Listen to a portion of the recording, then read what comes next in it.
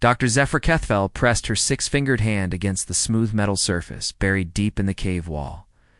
Her large eyes glowed softly in the darkness as she ran her scanning device over the strange markings. After 3 months of digging, on this remote planet she had finally found something that would change everything. The metal was old. Very old. Her scanner showed it was older than any human technology the galaxy had ever seen. The symbols carved into its surface were definitely human writing. This was impossible. Humans had only joined the galactic community 200 years ago. This artifact was millions of years old. Zephyr stepped back and looked at the curved wall of metal that disappeared into the rock around her. This was not just a small piece. This was part of something huge. A ship, maybe. Or a building. Her heart raced with excitement.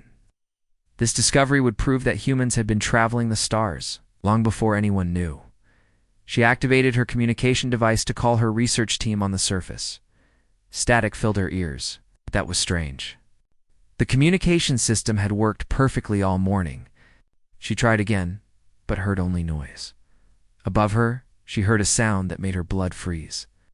The deep rumble of military ships landing. Heavy footsteps echoed through the cave system. Voices shouted in the harsh language of the Hegemon Empire. Zephyr quickly gathered her research data and photographs. The Hegemon Empire hated humans. They saw them as a threat to their control of the galaxy. If they found this ancient human technology, they would destroy it and kill anyone who knew about it. The footsteps were getting closer. She could hear Hegemon soldiers searching the tunnels. Their energy weapons hummed as they moved through the darkness. Zephyr pressed herself against the wall and tried to think of a way out. A loud explosion shook the cave. Rocks fell from the ceiling. The Hegemon soldiers were using bombs to collapse the tunnels. They were going to bury everything, including her. Zephyr ran deeper into the cave system, clutching her research data. Behind her, she could hear the tunnels collapsing one by one. The sound was getting closer. Soon there would be nowhere left. To run, she reached a dead end. The cave stopped at a wall of solid rock. She was trapped. The sound of falling rocks was almost on top of her now. She closed her eyes and thought of her family on the Vorthok homeworld. She would never see them again. Then she heard something different. Human voices. They were speaking in the quick, determined way humans talked when they were in danger. "Jake, the whole place is coming down," a woman's voice called out. "I know, Lisa, but someone's down here." "The scanner shows a life sign," a man's voice replied. "Hegemon ships will be back any minute. We need to go now," another voice said. "We're not leaving without whoever's trapped down there," Jake said firmly. Zephyr heard drilling sounds. Someone was cutting through the rock. She pressed her hands against the wall and felt vibrations. They were close. "Hello," she called out. In the common galactic language, "I am here. I am trapped." The drilling stopped for a moment. Then it started again, faster than before. "Hold on," Jake's voice came through the rock. "We're coming to get you." A few minutes later, a hole appeared in the wall. Light poured through. A human face looked at her through the opening. The human had brown hair and kind eyes. He was covered in rock dust and sweat. "Are you hurt?" Jake asked. "No, but we must. Leave quickly." "The Hegemon Empire is destroying everything," Zephyr said. "Can you fit through this hole?" Jake asked. Zephyr looked at the opening. It was small, but she could make it. She passed her research equipment through first, then squeezed through herself. On the other side, 3 humans waited for her. Jake, a woman with short red hair named Lisa, and a younger man called Pete. "This way," Jake said. He led them through a tunnel that had not existed before. The humans had dug their own way in. Behind them, the cave system continued to collapse. The ancient human artifact was being buried forever. But Zephyr had her research data. She had proof of what she had found. They reached the surface and ran to a small human cargo ship. It was old and battered, but its engines were already running. In the sky above, 3 large Hegemon warships circled like metal vultures. "Get on board," Jake shouted over the noise of the engines. As soon as they were inside, the ship lifted off. Through the windows, Zephyr watched the Hegemon ships turn toward them. Their weapons began to charge. "They're targeting us," Lisa said from the pilot's seat. "I know," Jake replied. He was working frantically at the controls. Teet, get those mining charges ready. Mining charges won't do anything against those warships, Pete said. It will if we use them right, Jake said with a grin. The cargo ship flew low over the planet's surface, heading for the mining facility where Jake's crew had been working. The hegemon ships followed, firing energy beams that barely missed them.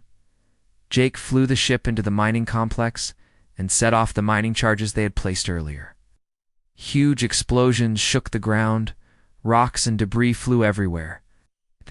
Hegemon ships had to pull back to avoid the flying chunks of stone. In the confusion, Jake piloted their small ship up through the planet's atmosphere and into space. The hegemon ships were too big and slow to follow them through the debris field. When they were safely away, Zephora turned to Jake. Her people had an ancient tradition. When someone saved your life, you owed them a debt that could never be forgotten. She knelt before Jake and spoke the old words in her own language. Then she repeated them in the common language so he would understand. Captain Jake Morrison, you have saved my life and the work of my lifetime. By the ancient laws of my people, I owe you a life debt. I will repay this debt to you and your species until my last breath. Jake looked uncomfortable. You don't owe us anything. We just did what was right. But Zephora shook her head. The debt was real and it was sacred. She would find a way to repay it no matter how long it took. As their ship flew toward the nearest space station, none of them knew that this simple rescue would change the fate of humanity forever. 6 months had passed since the rescue on Kepler-4 for 2b. Dr. Zephora. Kethval stood before the Grand Council of Vorthok scholars on her homeworld.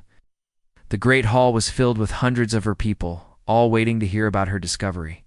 Fellow scholars, Zephora began, her voice carrying across the silent room.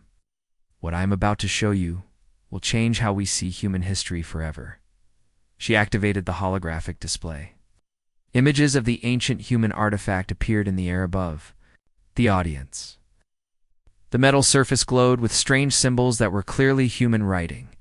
The crowd gasped when they saw the age readings. This artifact is over 5 million years old, Zephora announced. It proves that humans were traveling between stars long before they officially joined our galactic community. They may have seeded worlds throughout the galaxy in ancient times.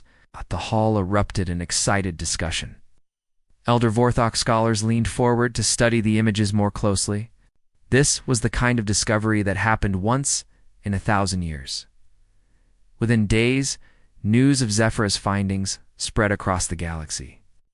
Every major news network carried the story. Scientists from dozens of species requested copies of her research. The discovery was changing how everyone thought. It's about human origins. But not everyone was happy about the news. On the Hegemon Empire's capital world, Agent Commander Vex Thorian read the reports with growing anger. He was a tall, pale creature, with cold yellow eyes and sharp teeth. His species had ruled large parts of the galaxy for centuries, and they did not like surprises. This cannot be allowed to continue, Thorian said to his assistant. If humans are proven to be an ancient species, other races will respect them more. They might even fear them. We cannot allow that to happen. What are your orders, Commander? His assistant asked. Find this Vorthok scientist and the human who helped her. Kill them both. Make it look like an accident, Thorian replied. Find out if there are any more of these artifacts. Destroy them all. Meanwhile, Captain Jake Morrison was having the strangest 6 months of his life. He was still flying cargo runs between planets, but everything seemed different now. Things that used to be difficult were suddenly easy. At Vorthok stations, his ship was always given priority docking. Jake remembered waiting days for a docking slot before, but now they cleared a space for him immediately. The docking fees were much lower too, sometimes half the normal price. His cargo manifests, which used to take weeks to process, were approved. Overnight, fuel costs had dropped significantly at every Vorthok-controlled station. Even repairs to his ship were cheaper and faster than before. This is weird, Jake, Lisa said, as they left another station where everything had gone perfectly. Since when do Vorthok give humans special treatment? I don't know, Jake replied. Maybe they're just being nice because we helped that scientist lady. Pete laughed from the back of the bridge. One rescue, and suddenly we're VIPs? I doubt it's that simple. But it was more complicated than any of them knew. Back on the Vorthok homeworld, Zephyra had been busy. The life debt she owed to Jake had been weighing on her mind every day since the rescue. Had to find a way to repay him, but how could? She repays someone who had saved both her life and her life's work. She started small. Using her new fame from the discovery, she contacted Vorthok officials at the stations where Jake's ship was registered to dock. She asked them, as a personal favor, to give his ship better treatment. The Vorthok respected her greatly now, so they agreed. But as Zephyra thought more about it, she realized something important. Jake had not just saved her, he had saved her research, which was helping all of galactic science. And he had done it. Because it was the right thing to do, not because he expected a reward. This was very human behavior, she had learned. She began to study humans more carefully. She read their history and watched their behavior. She discovered that Jake's actions were not unusual for humans. They often helped others without expecting anything in return. This was rare in the galaxy. Zephyra decided that her debt was not just to Jake, but to all humans. If one human's kindness had saved her life's work, then perhaps all humans deserved better treatment. She began using her influence to help other humans too. She spoke to Vorthok traders and asked them to offer better deals to human merchants. She talked to Vorthok diplomats about opening more trade routes through human space. She convinced Vorthok scientists to collaborate with human researchers on joint projects. At first, the changes were small. A human trader named Carlos Bennett found that his shipping routes through Vorthok space were suddenly approved much faster. Dr. Amy Rodriguez, human scientist, received an unexpected research grant from a Vorthok university. Engineer Sam Tucker was invited to study advanced Vorthok technology. None of these humans knew why their lives were getting better. They just thought they were having good luck. But Commander Thorian was watching. The spies throughout the galaxy reported the same thing.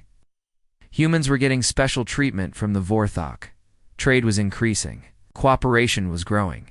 This was exactly what the Hegemon Empire feared. It's starting, Thorian told his superiors. Humans are building alliances. First the Vorthok, then others will follow. We must stop this before it spreads.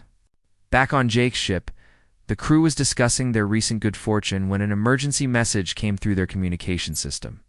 This is Dr. Zephyra Kethfell calling Captain Morrison. Please respond immediately. I have urgent information. For you, Jake activated the communication screen.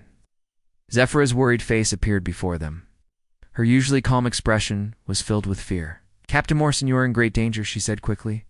The Hegemon Empire has sent agents to kill you and me. They want to stop my research and end our friendship. You must be very careful. Trust no one except other humans. The screen went dark. Jake looked at his crew with concern. They had thought their troubles were over, but it seemed they were just beginning. Well, Pete said with a nervous smile, at least life isn't boring. Lisa was already checking their ship's defensive systems. Jake, if the Hegemon Empire wants us dead, we're going to need help. Jake nodded grimly. He was starting to understand. That saving Zephyra had been more than just a rescue. It had been the beginning of something much bigger and much more dangerous. Lieutenant Amy Rodriguez sat in her small office at Human Intelligence Headquarters, staring at dozens of reports spread across her desk. Something strange was happening throughout human space, and it was her job to figure out what it was. The reports all told similar stories.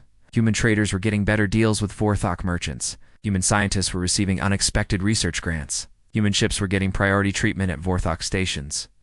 It was as if the entire Vorthok species had suddenly decided to help humans. Amy had been investigating for 2 weeks, but she could not find a logical explanation. The Vorthok had always been neutral toward humans. They were not unfriendly, but they were not particularly helpful either. This sudden change made no sense. She picked up a report about a human doctor named Lisa Harper. Dr. Harper had been studying a rare disease that affected multiple alien species. For months, she had been unable to get funding for her research. Then suddenly, a Vorthok Medical University offered her a huge research grant and access to their advanced laboratories. Another report was about Carlos Bennett, a small-time trader who had been struggling to make money. His applications for shipping routes through Vorthok space had been rejected many times. But 3 weeks ago, all his applications were suddenly approved. Now he was making more money than he had ever dreamed of. The pattern was clear, but Amy could not understand why it was happening. She decided to dig deeper into the records. She searched for any connection between all these lucky humans and the Vorthok species.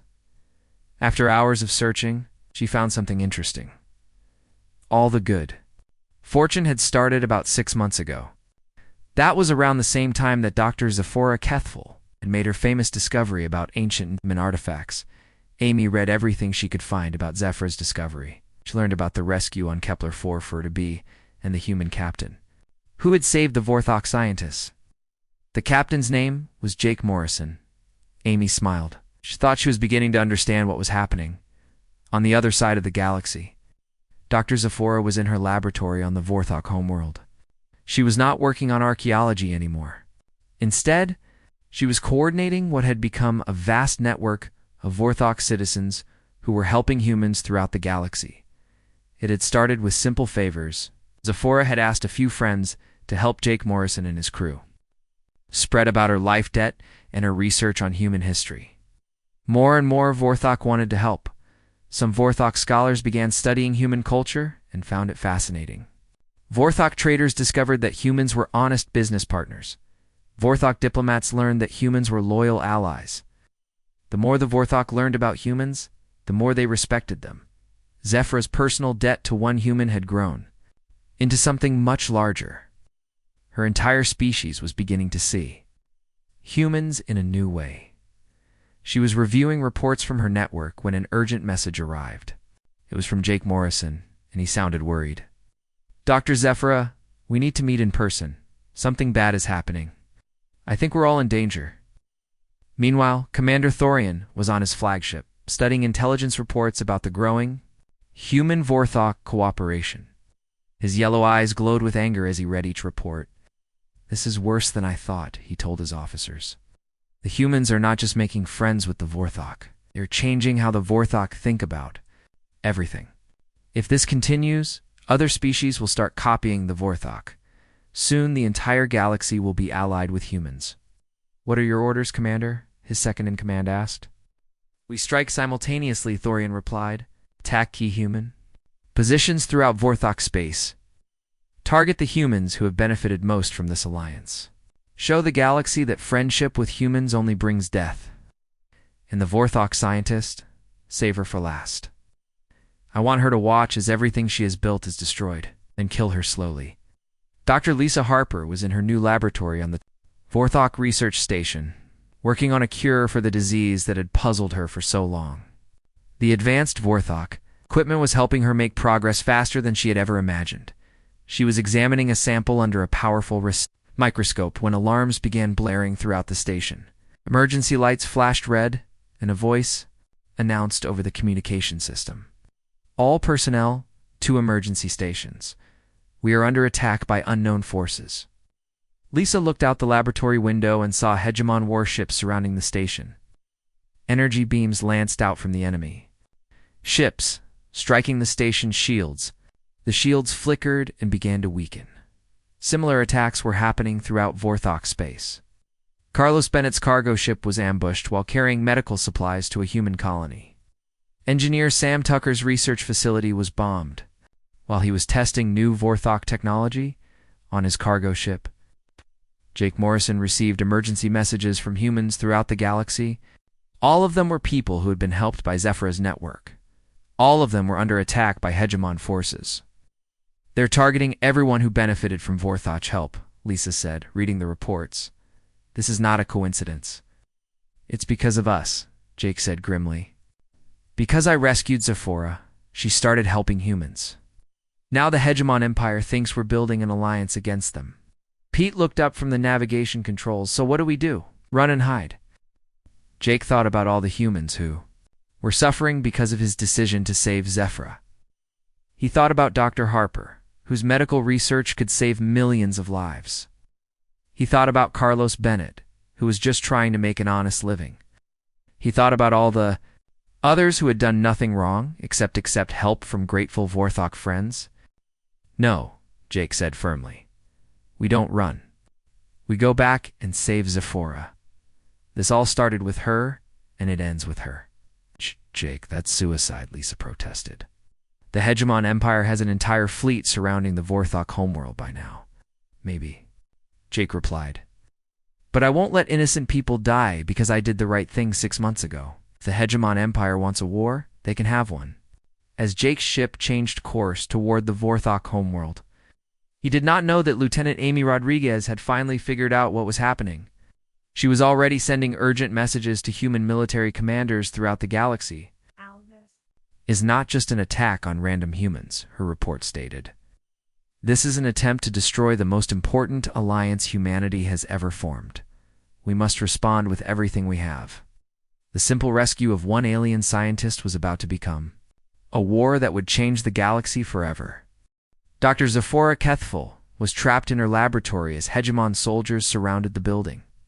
Through her window, she could see their black ships hovering over the Vorthok capital city.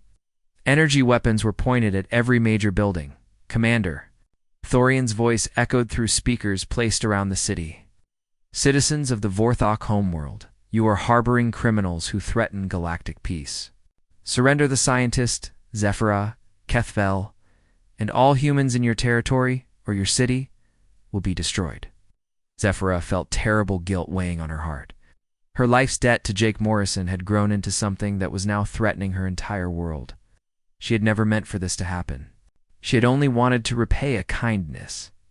Her communication device buzzed with an incoming message. It was Jake Morrison. Dr. Zephyra, we're coming to get you, Jake's voice said through the static. No, Captain Morrison, Zephyra replied quickly. It is too dangerous. Commander Thorian has 50 warships here. Your small cargo vessel cannot fight them all. I'm not coming alone, Jake said. And I'm not flying a cargo ship anymore. Outside the Vorthok homeworld's atmosphere, something incredible was happening. Human ships were arriving from all across the galaxy. Not just military vessels, but cargo ships, passenger liners, mining vessels, and research ships. Hundreds of human craft were gathering in space. Lieutenant Amy Rodriguez was commanding a human destroyer called the Liberty. She had convinced her superiors to send every available ship to help. But even she was surprised by how many civilian humans had volunteered to fight. Captain Rodriguez, her communications officer, called out, "We're receiving a message from Dr. Lisa Harper. She's leading a group of medical ships." Amy activated the communication screen. Dr. Harper's face appeared, looking determined despite a bandage over one eye from the earlier Hegemon attack on her research station. "Lieutenant Rodriguez, my medical ships are ready to support the rescue. Mission: we're carrying supplies and equipment to help wounded survivors." Another message came through. It was Carlos Bennett, the trader whose cargo routes had been improved by Zephyra's network. This is Carlos Bennett leading 15 cargo ships. We're loaded with supplies and fuel for the human fleet. We're ready to help however we can. Engineer Sam Tucker appeared on another screen. Sam Tucker here with 12 engineering ships. We've modified our mining equipment to work as weapons. The Hegemon Empire destroyed my research facility, so now I'm going to help destroy theirs. Amy realized that every human who had been helped by Zephyra's network was here. They'd all come to repay their own debt to the Vorthok who had helped them. Jake Morrison was flying a borrowed military fighter leading a squadron of similar ships. His old cargo vessel had been too slow for this mission, so the human military had given him something faster. All ships. "This is Jake Morrison," he announced over the communication system. "We're going in to get Dr. Zephyra and any other civilians trapped on the planet. The Hegemon Empire wants a fight, so let's give them one they'll never forget." The human fleet moved toward the Vorthok homeworld. Commander Thorian's ships turned to meet them. The Hegemon commander was confident. His fleet was larger and better armed than the human force. "Destroy them all," Thorian ordered. "Show the galaxy what happens to those who oppose the Hegemon Empire." The space battle began with brilliant flashes of energy weapons. Human ships were smaller and faster than hegemon vessels, but the enemy had more firepower. Several human ships were destroyed in the first few minutes of fighting, but the humans fought with desperate courage. They were not just fighting for victory, they were fighting to save the people who had helped them when no one else would. Jake's fighter squadron broke through the hegemon lines and headed for the planet's surface. Behind them, the main human fleet kept the enemy ships busy. On the planet, Zephora watched the battle in the sky above her city. She had never seen anything like it. Humans were risking their lives to save her, just as Jake had done 6 months ago on Kepler-44b. But something else was happening that nobody expected. Warthog citizens throughout the city were watching the battle too.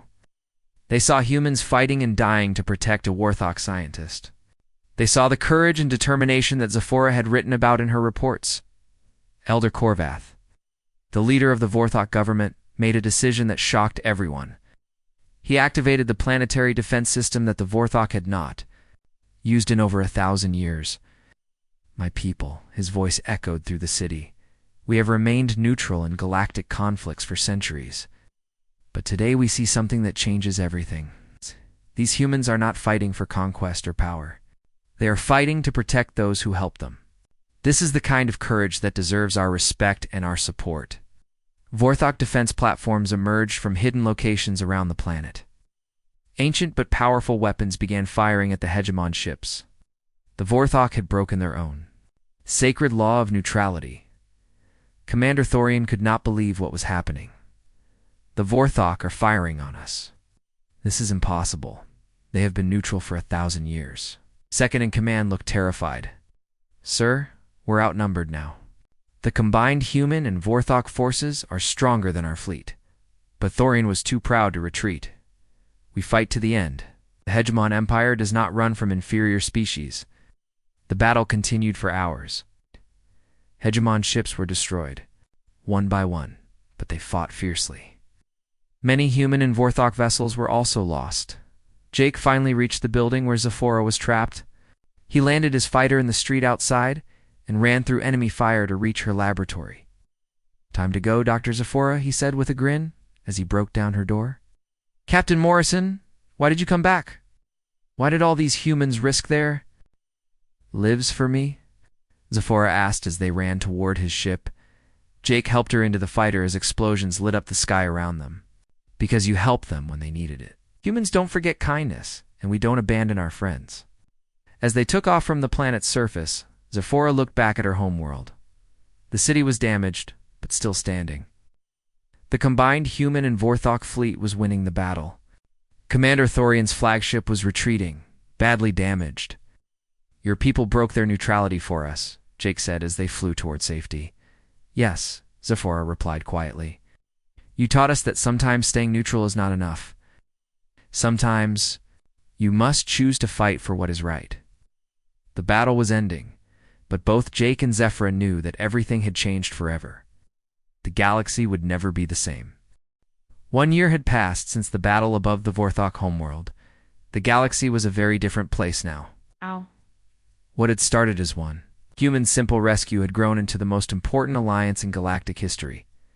Captain Jake Morrison stood on the observation deck of the new human Vorthok research station, watching ships from dozens of species dock at the massive facility. Human and Vorthok scientists worked together on projects that were changing life throughout the galaxy. Dr. Lisa Harper had used her disease research to develop cures that saved millions of lives across multiple worlds. Her breakthrough had come from combining human determination with Vorthok technology. Now she led the largest medical research program in the galaxy. Carlos Bennett had become one of the most successful traders in known space. His shipping company employed thousands of humans and Vorthok, carrying goods between species that had never trusted each other before. His roots had become the foundation of a new galactic economy. Engineer Sam Tucker's innovations had helped terraform dozens of worlds for colonization. His combination of human creativity and Vorthok science was making it possible for multiple species to share planets peacefully. Lieutenant Amy Rodriguez was now Ambassador Rodriguez, the first human to serve as a permanent diplomat to several alien species. Her intelligence work during the crisis had shown other races that humans could be trusted partners. But the biggest change was happening in the Great Hall of the Galactic Council on the neutral world of Nexus Prime. Today, humanity was being formally recognized as a major galactic power. It was an honor that usually took thousands of years to earn. Jake walked into the enormous chamber where representatives from hundreds of species had gathered. He still could not believe he was here. A year ago, he had been flying cargo runs between backwater planets. Now he was about to address the most powerful beings in the galaxy. Dr. Zephora sat in the Vorthok section. Wearing the formal robes of her people's highest scientific honor, she smiled when she saw Jake enter. Her life debt had been repaid in ways she had never imagined possible. The ceremony began with Elder Korvath of the Vorthok speaking to the assembly. "Fellow beings of the galaxy," Korvath said, his voice carrying clearly through the vast hall, "we gather today to recognize a truth that has been proven through action. Humanity deserves a place among the great powers, not because of their military might or their technology, but because of their character." He gestured toward Jake. "One human's decision to save a Vorthok scientist changed how my entire species sees the galaxy. We learn that neutrality is not always wisdom. Sometimes you must choose to stand with those who do what is right." Species after species stood to speak about their new relationships with humanity. The Crystalline Collective talked about human honesty in trade negotiations. The Aquatic Federation praised human bravery in defending their colonies from pirates. Even some former enemies spoke about human mercy toward defeated foes. When it was Jake's turn to speak, he walked slowly to the center of the chamber. Thousands of alien eyes watched him as he stood where only the most important leaders in galactic history had stood before. "I'm not a politician or a diplomat," Jake began, his voice steady despite his nervousness. "I'm just a cargo pilot who did what anyone should do when they see someone in trouble. I helped." He looked around at the assembled representatives. "The amazing thing is not that I helped, Dr. Zephora. The amazing thing is how that one act of kindness grew into something none of us expected. She repaid my small favor by helping other humans. They helped more people. Those people helped others. Before we knew it, entire species were working together." Jake paused, thinking about everything that had happened. "I learned something important. From all this, debts of kindness don't get smaller when you pay them back. They get bigger. Every time someone helps someone else, the kindness spreads. That's what humans do best. We help each other, and we help anyone who needs it." The chamber erupted in applause from dozens of different species. Some clapped with hands, others with tentacles, and some made sounds that showed approval in their own cultures. The formal vote was unanimous. Humanity was granted major power status in the Galactic Council. They would have a permanent seat and voting rights on all major decisions affecting the galaxy. After the ceremony, Jake and Zephora walked together through the gardens outside the council building. The alien plants glowed softly in the light of Nexus Prime's twin suns. "My life debt is finally repaid," Zephora said quietly, "not because of any single act, but because you taught my people something valuable. You showed us that the greatest strength comes from helping others, no matter what it costs." Jake smiled. "You know, I don't think debts like this ever really get repaid. They just keep growing and spreading. Your people helped mine, so now humans will want to help others. It never ends." "That is exactly what I hope," Zephora replied. "I have been studying human history, looking for other moments when human courage changed everything. Your story is not unique, Captain Morrison. Humans have been changing the galaxy with small acts of kindness for centuries. Most of the time, nobody notices. They stopped at a fountain where water from different worlds mixed together, creating beautiful patterns in the air. What will you do now?" Zephora asked. Jake looked up at the stars visible in the darkening sky. "The same thing I've always done. There are new worlds to explore, new people to meet. I heard there's a species on the far edge of the galaxy that's never seen humans before. Maybe it's time to introduce ourselves." Zephora laughed. "And if they need help with something?" Then we'll help them, Jake said simply. That's what humans do. As they walked back toward the spaceport, where Jake's new exploration ship waited, either of them knew that Jake's words were already coming true. Throughout the galaxy, humans were reaching out to isolated species, offering friendship and assistance. The kindness that had started with one rescue was spreading to every corner of known space. Commander Thorian, now imprisoned on a distant world, had been right about one thing. The humans were changing the galaxy, but instead of conquest, they were using something much more powerful. They were using hope. The debt that could never be repaid had become a gift that would never stop giving.